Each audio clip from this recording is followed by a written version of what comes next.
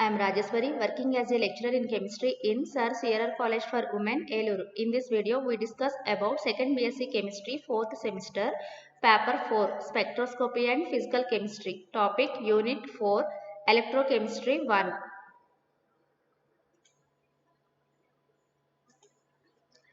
In this video, here the topics discussed are migration of ions, relative speed of ions during electrolysis. First of all, we see about migration of ions. When electricity is passed through the solution, the ions moves towards the oppositely charged electrodes is called migration of ions. So మనం తీసుకున్న solution నుంచి సొల్యూషన్లోకి ఎలక్ట్రిసిటీని pass చేసినప్పుడు దానిలో ఉన్న ions అనేవి ఏమవుతాయి అంటే oppositely charged electrodes దగ్గరికి మూవ్ అవుతాయి.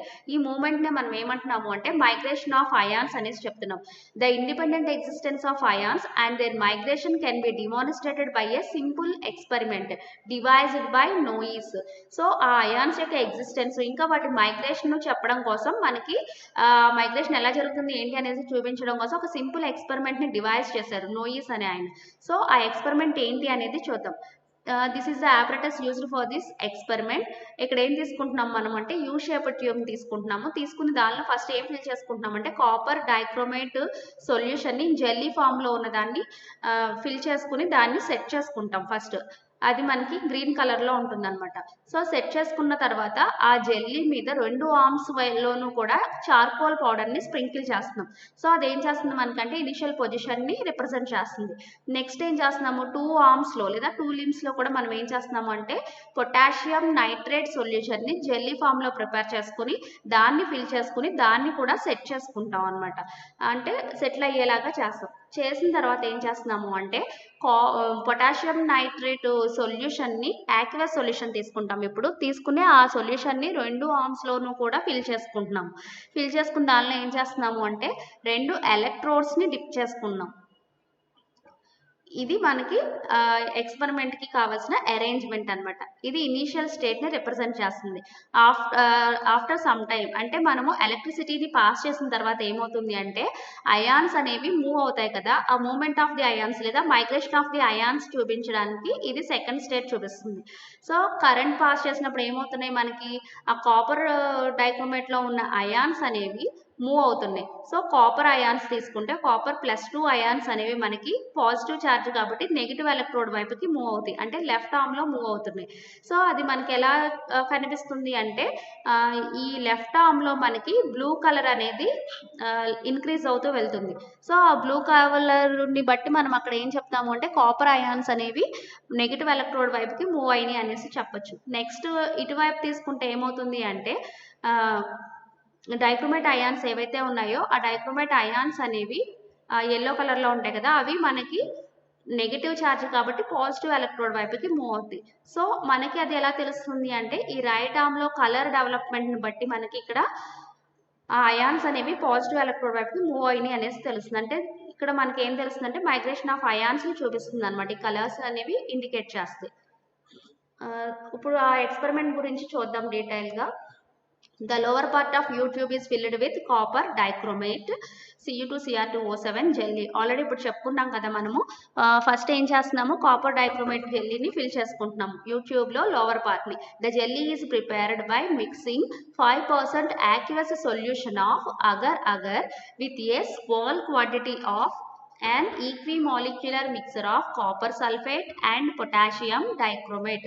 సో జెల్లీని ఎలా ప్రిపేర్ చేసుకుంటున్నాము అంటే 5% aqueous solution of agarని with a small quantity of an equimolecular mixture of copper sulfate and potassium dichromate ని యాడ్ చేయడం వల్ల ప్రిపేర్ చేసుకుంటున్నాం. అంటే కాపర్ సల్ఫేట్ని పొటాషియం డైక్రోమేట్ని ఈక్వల్ ప్రపోర్షన్స్లో తీసుకుంటున్నాము. తీసుకుని దానికి 5% aqueous solution of agarని యాడ్ చేస్తున్నాం. యాడ్ చేయడం వల్ల మనకు అది జెల్లీ అనేది ప్రిపేర్ అవుతుంది.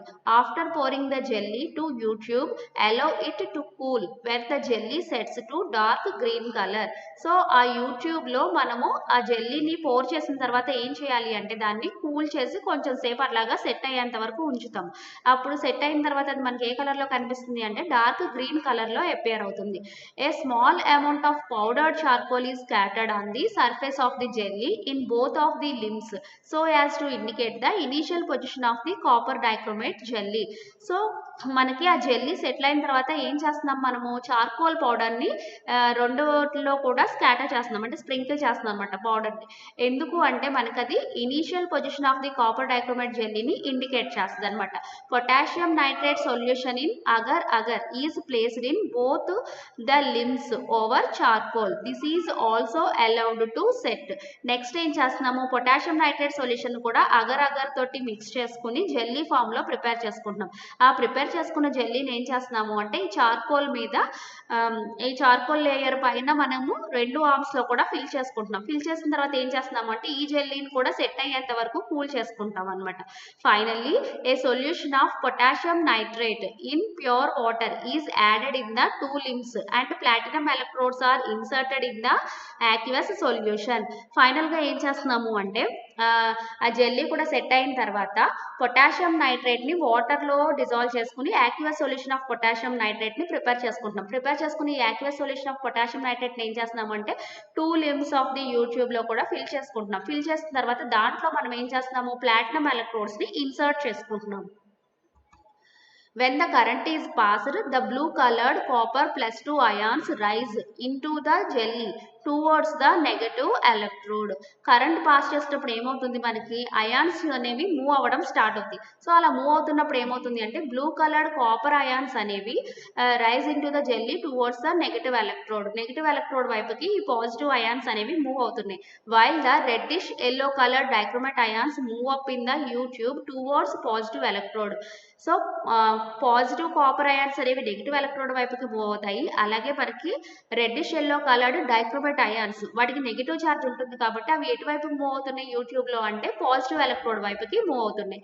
The migration of the ions will be indicated by the rise of blue colour in to the left arm and reddish yellow colour in the right arm of the tube.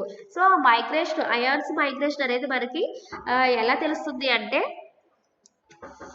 Left side ఆర్మ్లో మనకి blue colour అనేది rise అవుతుంది, అంటే copper +2 ions అనేవి move అవుతున్నాయి negative electrode వైపుకి అనేది indicate చేస్తుంది. అలాగే రైట్ ఆర్మ్లో తీసుకుంటే మనకి ఏ కలర్ డెవలప్ అవుతుంది అంటే రెడ్డిష్ ఎల్లో కలర్ అనేది డెవలప్ అవుతుంది. అంటే ఏంటి అక్కడ మనకి డైక్రోమేట్ అయాన్స్ అనేవి పాజిటివ్ ఎలక్ట్రోడ్ వైపుకి మూవ్ అవుతున్నాయి అనేది ఇండికేట్ చేస్తుంది. The movement of the two coloured bands in the 2 limbs will be different, indicating the difference in the speeds of the 2 types of ions. So మనకి ఇక్కడ ఏంటి అంటే 2 colored bands కూడా మనకి ఆ మూవ్మెంట్ వచ్చేసి డిఫరెంట్గానే ఉంటుంది, ఎందుకంటే రెండు సేమ్ స్పీడ్ తోటి మూవ్ అవడం అట్లా ఉండదు. అది దేన్ని చెప్తుంది అంటే difference in the speeds of the 2 types of ions. ఆ రెండు అయాన్స్ యొక్క మూవ్మెంట్లో ఉన్న డిఫరెన్స్ని ఇండికేట్ చేస్తుంది అనమాట ఈ 2 colored బ్యాండ్స్ డిఫరెంట్గా మూవ్ అవ్వడం అనేది. Next one, relative speed of ions during electrolysis. According to Faraday's second law of electrolysis, when the same quantity of electricity is passed through solutions of different electrolytes, the ions are always liberated in equivalent amounts. That is, equal number of ions are always discharged at respective electrodes. So Faraday second law of electrolysis నుంచి మనకి ఏం తెలుస్తుంది అంటే same quantity of ఎలక్ట్రిసిటీని కనుక pass చేస్తే మనం తీసుకున్న different electrolyte solutions నుంచి, అంటే in case different electrolyte solutions తీసుకుని దాని నుంచి సేమ్ క్వాంటిటీ ఆఫ్ కరెంట్ని పాస్ చేసినప్పుడు ions are always liberated in equivalent amounts. అక్కడ మనకి లిబరేట్ అయ్యే అయాన్స్ ఎట్లా ఉంటాయి అంటే ఈక్వివాలెంట్ అమౌంట్స్లోనే ఉంటాయి అని చెప్తున్నారు. That is equal number of ions are always discharged at respective electrodes. మనకి ఆ రెస్పెక్టివ్ ఎలక్ట్రోడ్స్ దగ్గర డిశ్చార్జ్ అయ్యే అయాన్స్ అనేవి ఈక్వల్ నెంబర్లోనే డిశ్చార్జ్ అవుతాయి. మనం డిఫరెంట్ ఎలక్ట్రోలైట్ సొల్యూషన్స్ తీసుకున్నా దాని నుంచి సేమ్ క్వాంటిటీ ఆఫ్ కరెంట్ని పాస్ చేసినప్పుడు equal number of ions are always discharged at respective electrodes అనేసి తెలుస్తుంది. Hittorf explained the anomaly that ions although move with different speeds yet they are discharged in equal numbers by means of theoretical device. So Hittorf ఈ అనామలీని explain చేశారు. ఏంటి అంటే that ions although move with different speeds yet they are discharged in equal numbers. Ions మనకి different speeds తోటి move అయినా కూడా అవి ఎలక్ట్రోడ్స్ దగ్గర డిశ్చార్జ్ అయ్యేటప్పుడు ఈక్వల్ నెంబర్లోనే డిశ్చార్జ్ అవుతాయి అని చెప్తున్నారు. సో దీన్ని ఎక్స్ప్లెయిన్ చేయడం కోసం ఒక థియరిటికల్ డివైస్ని ప్రపోజ్ చేశారు. అదేంటి అనేది చూద్దాం. This is the Hittorf theoretical device. So మనకి ఇక్కడ ఏంటి అంటే ఒక ఎలక్ట్రోలైటిక్ వెజల్ తీసుకుంటున్నాము. తీసుకున్న దానిలో ఒక 2 ఎలక్ట్రోడ్స్ని ప్లేస్ చేసుకుంటున్నాం, ఏబి అనే 2 ఎలక్ట్రోడ్స్ని చేసుకుని టోటల్గా ఈ వెజల్ మొత్తాన్ని మనము 3 కంపార్ట్మెంట్స్ కింద డివైడ్ చేసుకున్నాము బై యూజింగ్ 2 ఇమాజినరీ పార్టిషన్స్. అవి ఏంటి అంటే సి అండ్ డి అనేవి. సో 3 కంపార్ట్మెంట్స్ ఏమేంటి అంటే cathodic compartment, central compartment and anodic compartment అని 3 కంపార్ట్మెంట్స్ కింద డివైడ్ చేసుకున్నాం. డివైడ్ చేసుకుని దీంట్లో మనము ఎలక్ట్రోలైటిక్ సొల్యూషన్ని తీసుకుంటున్నాం అనమాట. తీసుకున్నప్పుడు దాంట్లో నెంబర్ ఆఫ్ అయాన్స్ అనేవి ప్రజెంట్ అయి ఉన్నాయి. ఎన్ని మొత్తం మాలిక్యూల్స్ తీసుకుంటున్నాము మనము అంటే ఇక్కడ టోటల్ 13 మాలిక్యూల్స్ తీసుకుంటాము. మాలిక్యూల్స్ తీసుకున్నప్పుడు 4 వచ్చి cathodic కంపార్ట్మెంట్లోను, 4 యానోడిక్ కంపార్ట్మెంట్లోను తీసుకుంటున్నాము. రిమైనింగ్ 5 వచ్చి సెంట్రల్ కంపార్ట్మెంట్లో ఉండేలాగా తీసుకుంటున్నాం. ఇది మన ఆపరేటర్స్ అరేంజ్మెంట్ అన్నమాట. సో కరెంట్ ని పాస్ చేసినప్పుడు ఏమవుతుంది ఏంటి అనేది చూద్దాం. Consider an electrolytic vessel. First మనం ఇక్కడ ఆపరేటర్స్ గురించి కొంచెం బ్రీఫ్గా ఎక్స్ప్లెనేషన్ ఉంటుంది, అదేంటో మళ్ళీ చూద్దాం. Consider an electrolytic vessel containing equal number of positive and negative ions of the same valency. The two metal electrodes A and B represents the anode and cathode respectively.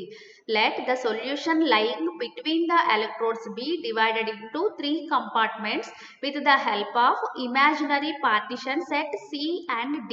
ఇప్పుడు already మనం ఇందాక diagram explain చేసినప్పుడు చెప్పుకున్నాం కదా, అదే ఏంటి అంటే ఒక ఎలక్ట్రోలైటిక్ వెజల్ తీసుకున్నాము, దానిలో ఈక్వల్ నెంబర్లో పాజిటివ్ ఇంకా నెగిటివ్ అయాన్స్ ఉండేలాగా తీసుకుంటున్నాం. ఆ రెండింటికి కూడా సేమ్ వ్యాలెన్సీ ఉన్నవి తీసుకోవాలి. 2 మెటల్ ఎలక్ట్రోడ్స్ని డిప్ చేసుకుంటాం ఏబి అనేవి. అవి ఎలా యాక్ట్ చేస్తాయంటే ఒకటి క్యాథోడ్ కింద ఇంకొకటి యానోడ్ కింద యాక్ట్ చేస్తుంది. Let the solution lying between the 2 electrodes be divided into 3 compartments. ఆ 2 ఎలక్ట్రోడ్స్ మధ్యలో ఉన్న సొల్యూషన్స్ని మనము 3 కంపార్ట్మెంట్స్ కింద డివైడ్ చేసుకుంటున్నాం by using C and D పార్టిషన్స్ని యూజ్ చేసుకుని, ఇమాజినరీ పార్టిషన్స్ని. Before electrolysis there are 13 molecules in the vessel. Electrolysis ఏమి జరగకముందు అంటే మనము ఎలక్ట్రిసిటీని ఏమి పాస్ చేయక ముందు వెజల్లో ఎన్ని మాలిక్యూల్స్ ఉన్నాయి అంటే 13 మాలిక్యూల్స్ అనేవి ప్రెజెంట్ అయి ఉన్నాయి. అవి ఎలా ప్రెజెంట్ అయి ఉన్నాయి అంటే 4 being present in anodic, 4 in cathodic and 5 in central compartment. 4 వచ్చి యానోడిక్ కంపార్ట్మెంట్లోను, 4 క్యాథోడిక్ కంపార్ట్మెంట్లోను, ఇంకా రిమైనింగ్ 5 వచ్చి సెంట్రల్ కంపార్ట్మెంట్లోను ప్రెజెంట్ అయి ఉండేలాగా మనము ప్లేస్ చేసుకుంటున్నాం. When electricity is passed consider the following conditions. So కరెంట్ని పాస్ చేసినప్పుడు మనం ఎలక్ట్రోడ్స్ నుంచి ఈ ఫాలోయింగ్ కేసెస్ని కన్సిడర్ చేసుకుంటున్నాం. అవి ఏంటి అంటే ఫస్ట్ వన్ వచ్చి when either cations or anions move. Cations కానీ లేదంటే యానయాన్స్ కానీ ఏదో ఒకటి మాత్రమే మూవ్ అయ్యేలాగా తీసుకుంటే ఏమవుతుంది అనేది చూద్దాం ఫస్ట్ కేసులో. నెక్స్ట్ సెకండ్ కేసు వచ్చేసరికి ఏంటి అంటే when cations and anions move at the same velocity. Cations anions రెండు మూవ్ అవుతున్నాయి, అది కూడా మనకి సేమ్ వెలాసిటీస్తో మూవ్ అవుతున్నాయి అని తీసుకుంటే ఏం జరుగుతుంది అనేది సెకండ్ కేసులో చూద్దాం. నెక్స్ట్ థర్డ్ వన్ వచ్చి when cations and anions move with different velocity. Cations anions కూడా మూవ్ అవుతున్నాయి, కానీ ఇక్కడ డిఫరెంట్ వెలాసిటీస్ తోటి మూవ్ అవుతున్నాయి. అలా మూవ్ అయితే ఏమవుతుంది ఏంటనేది కేస్ 3లో చూద్దాం. First of all case 1 when only cations move. ఇక్కడ ఏం తీసుకుంటున్నాం మనం కేస్ 1లో అంటే క్యాటయాన్స్ మాత్రమే మూవ్ అయ్యి అని అనుకుంటే ఏం జరుగుతుంది అనేది చూద్దాం.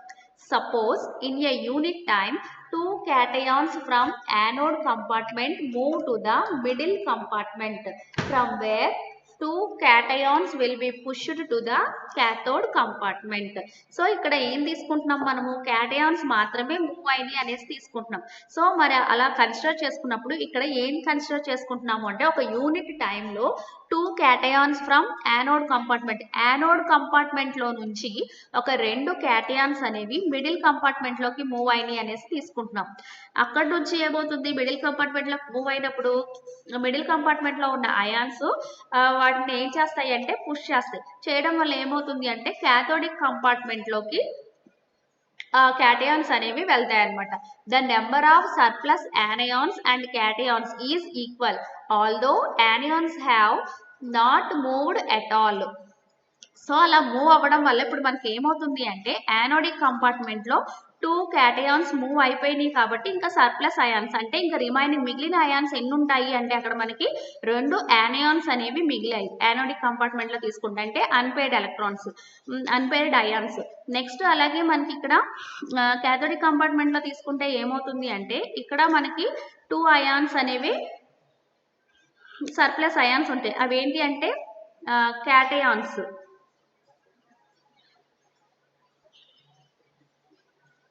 పాజిటివ్ అయాన్స్ అనేవి ఉంటాయి. సో ఈవెన్ మనం ఇక్కడ ఏం చేస్తున్నాము ఓన్లీ క్యాటయాన్స్ మాత్రమే మూవ్ అయినాయి అనుకుంటున్నాం. యానియాన్స్ అనేవి ఏమి మూవ్ అవ్వలేదు. అవ్వకపోయినా కూడా మనకి ఏమవుతున్నాయి 2 ఎలక్ట్రోడ్స్ దగ్గర ఈక్వల్ నెంబర్ ఆఫ్ అయాన్సే డిశ్చార్జ్ అయినాయి. As a result these surplus ions are discharged at the respective electrode. ఈ surplus ions దాని కరెస్పాండింగ్ ఎలక్ట్రోడ్స్ దగ్గర డిశ్చార్జ్ అవుతున్నాయి అనేసి చెప్పుకున్నాం కదా already. As a result the concentration of anodic compartment has fallen by 2 molecules while that of the cathodic compartment has remained unchanged.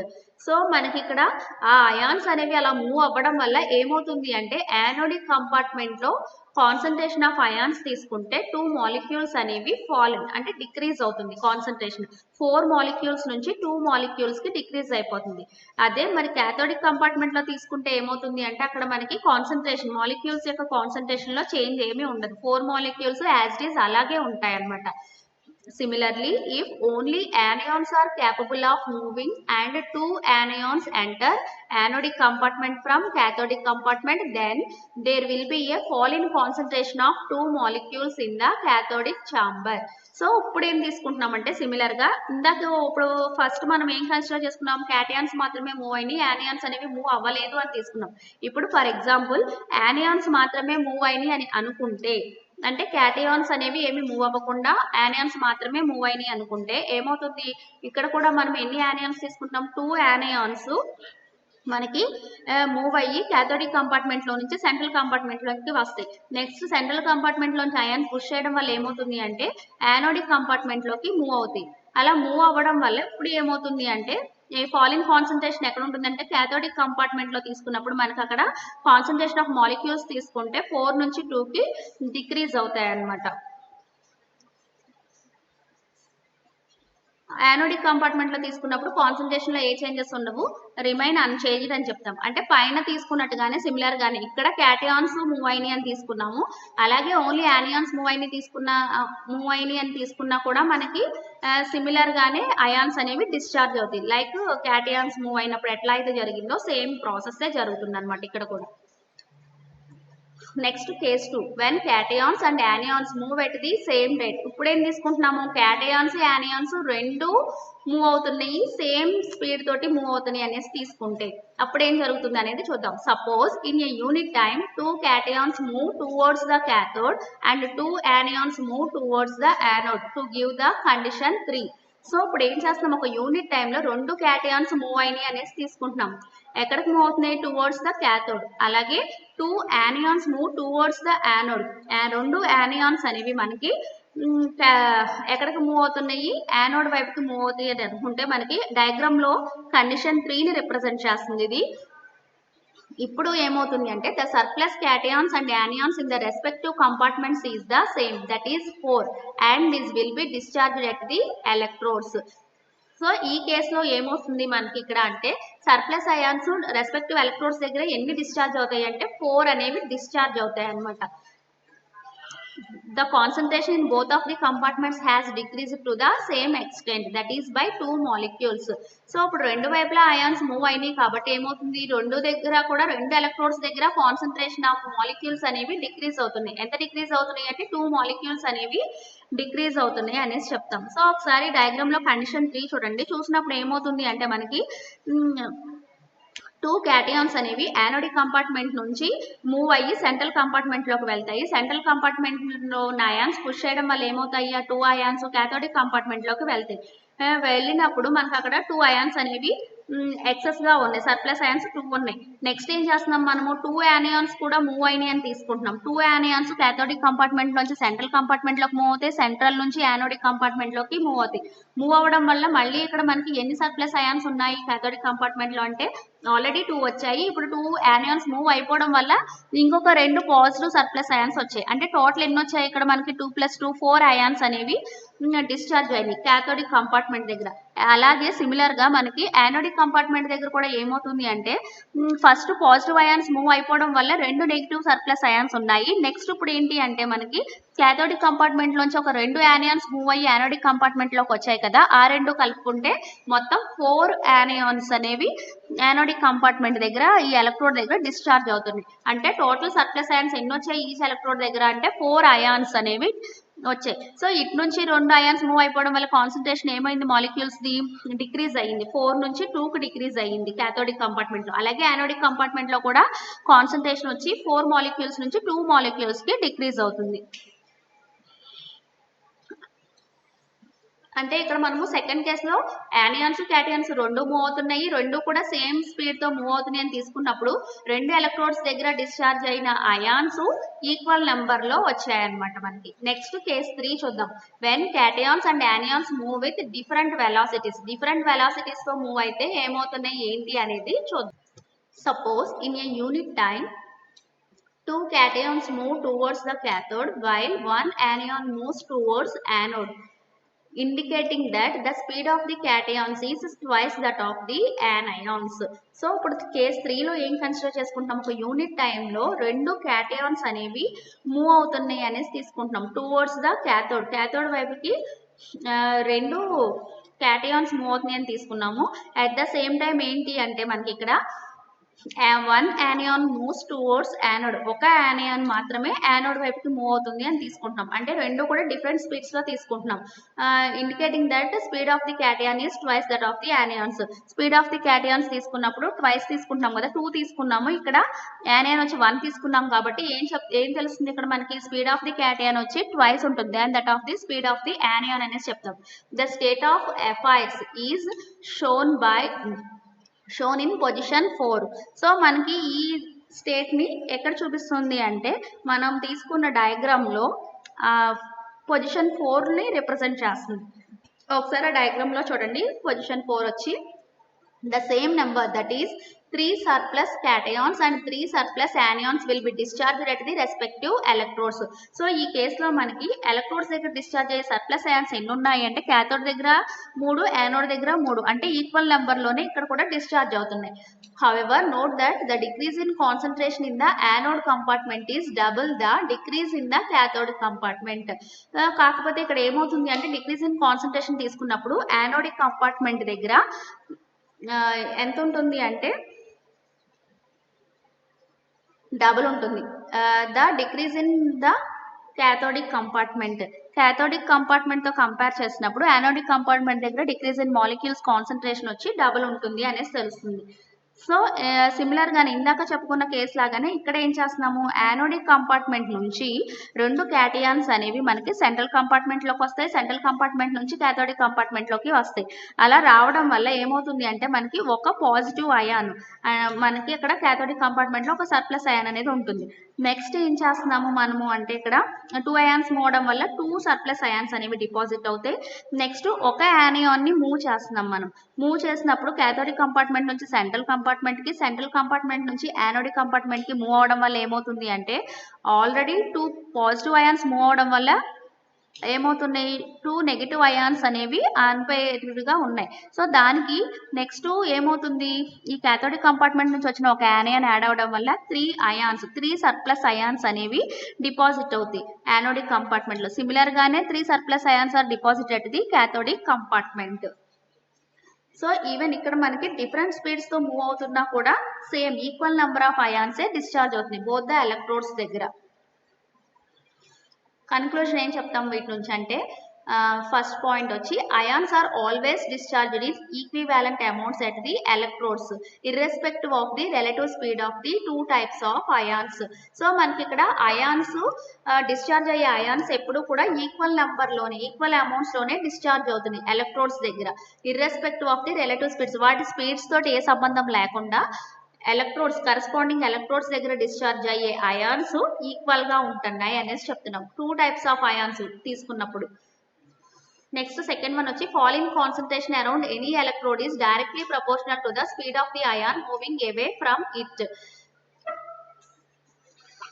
ఒక electrode దగ్గర fall అయిన కాన్సన్ట్రేషన్ దేనికి డైరెక్ట్లీ ప్రపోర్షనల్ గా ఉంటుంది అంటే ఎలక్ట్రోడ్ దగ్గర డిక్రీజ్ అయిన concentration speed of the ion moving away from it. ఆ ఎలక్ట్రోడ్ నుంచి మూవ్ అయిపోయిన అయాన్స్ యొక్క స్పీడ్ కి డైరెక్ట్లీ ప్రపోర్షనల్ గా ఉంటుంది అని చెప్తున్నారు. దస్ ఈ టూ కన్క్లూజన్స్ నుంచి మనం ఏం రాసుకోవచ్చు దీని నుంచి అంటే fall in concentration around cathode is directly proportional to speed of the anion. So cathode దగ్గర డిక్రీజ్ అయిన కాన్సన్ట్రేషన్ దేనికి ప్రపోర్షనల్ గా ఉంటుంది అంటే స్పీడ్ ఆఫ్ ది యానియాన్ కి ప్రపోర్షనల్ గా ఉంటుంది. అలాగే fall in concentration around anode is directly proportional to speed of the cation.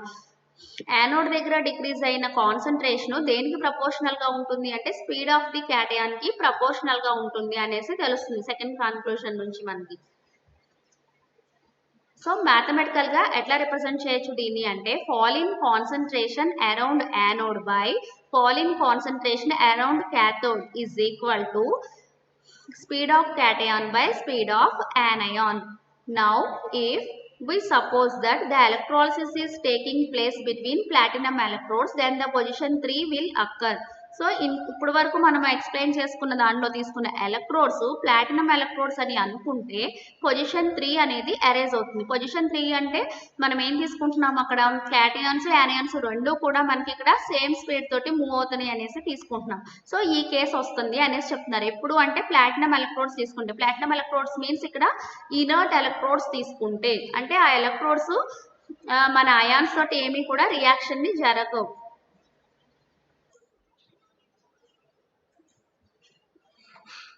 If platinum electrodes are replaced by silver electrodes, the state of affairs will be different from that of position 3.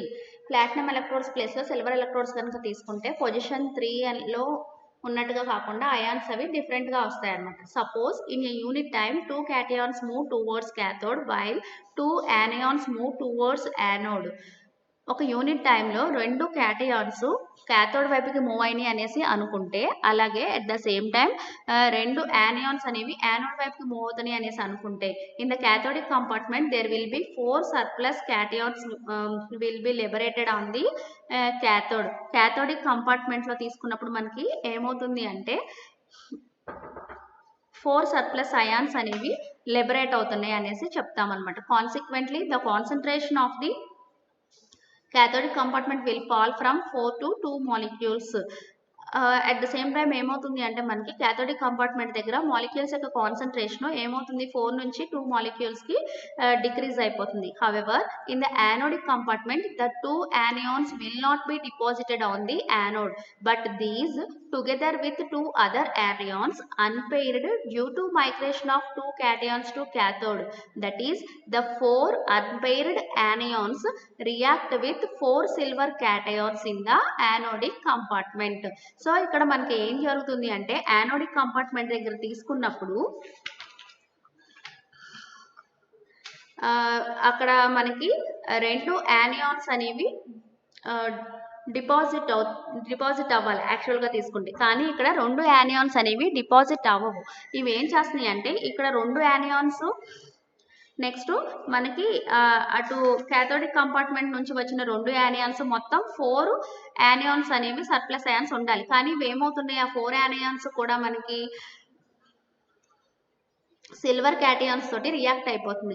Anodic compartment దగ్గర react అవ్వడం వల్ల ఏమవుతుంది అంటే ఇక్కడ మనకి ఈ compartment లో తీసుకున్నప్పుడు కాన్సన్ట్రేషన్ ఆఫ్ మాలిక్యూల్స్ వచ్చేసరికి ఇంక్రీజ్ అవుతాయి అనమాట. So the concentration of the anodic compartment will increase from 4 to 6 molecules. 4 molecules నుంచి ఇక్కడ కాన్సన్ట్రేషన్ అనేది 6 మాలిక్యూల్స్ కి ఇంక్రీజ్ అవుతుంది.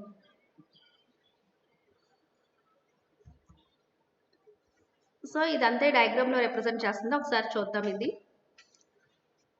మనకి ఇక్కడ ఇది ఏంటి అంటే యానోడిక్ కంపార్ట్మెంట్ తీసుకుంటున్నాము. యానోడిక్ కంపార్ట్మెంట్లోంచి ఎన్ని క్యాటయాన్స్ మూవ్ అయినాయి అని తీసుకుంటున్నాము. 2 క్యాటయాన్స్ అనేవి క్యాథోడ్ వైపుకి మూవ్ అవుతున్నాయి అనేసి కన్సిడర్ చేసుకుంటాం. అట్ ద సేమ్ టైం ఏం తీసుకుంటున్నాము అంటే మనకి క్యాథోడిక్ కంపార్ట్మెంట్ నుంచి 2 యానియాన్స్ కూడా మూవ్ అయ్యి మనకి యానోడిక్ కంపార్ట్మెంట్ వైపుకి వచ్చాయని చెప్తున్నాం.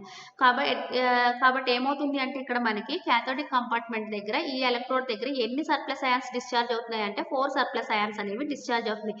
సిమిలర్ గానే మనకి ఏమవ్వాలి, ఇక్కడ ఆపోజిట్ ఎలక్ట్రోడ్ దగ్గర కూడా మనకి 4 సర్ప్లస్ అయాన్సే డిపాజిట్ అవ్వాలి. కానీ ఇక్కడ ఏం జరుగుతుంది, 4 సర్ప్లస్ అయాన్స్ డిపాజిట్ అవ్వకుండా యానియాన్స్ అనేవి ఏమవుతున్నాయి, ఇక్కడ 2 క్యాటయాన్స్ మూవ్ అయిపోవడం వల్ల మిగిలిన 2 యానియాన్స్ ఇంకా ఈ కంపార్ట్మెంట్ క్యాథోడిక్ కంపార్ట్మెంట్ నుంచి వచ్చిన 2 యానియాన్స్ మొత్తం 4 యానియాన్స్ కూడా ఏమవుతున్నాయి, ఇక్కడ మనం తీసుకున్న సిల్వర్ ఎలక్ట్రోడ్ కాబట్టి అక్కడ డిపాజిట్ అయిన సిల్వర్ అయాన్స్ తోటి రియాక్ట్ అయిపోయి మాలిక్యూల్స్ కింద కన్వర్ట్ అయిపోతుంది. సో మాలిక్యూల్స్ కింద కన్వర్ట్ అయిపోవడం వల్ల ఏమవుతుంది అంటే ఇక్కడ కాన్సన్ట్రేషన్ ఆఫ్ మాలిక్యూల్స్ అనేవి ఇంక్రీజ్ అవుతుంది. సో ఓవరాల్గా మనం ఈ కంపార్ట్మెంట్లో 4 మాలిక్యూల్స్ ఉండాలి. 4 నుంచి ఏమవుతుంది, ఇక్కడ 6 మాలిక్యూల్స్ కింద ఇంక్రీజ్ అవుతున్నాయి అనమాట.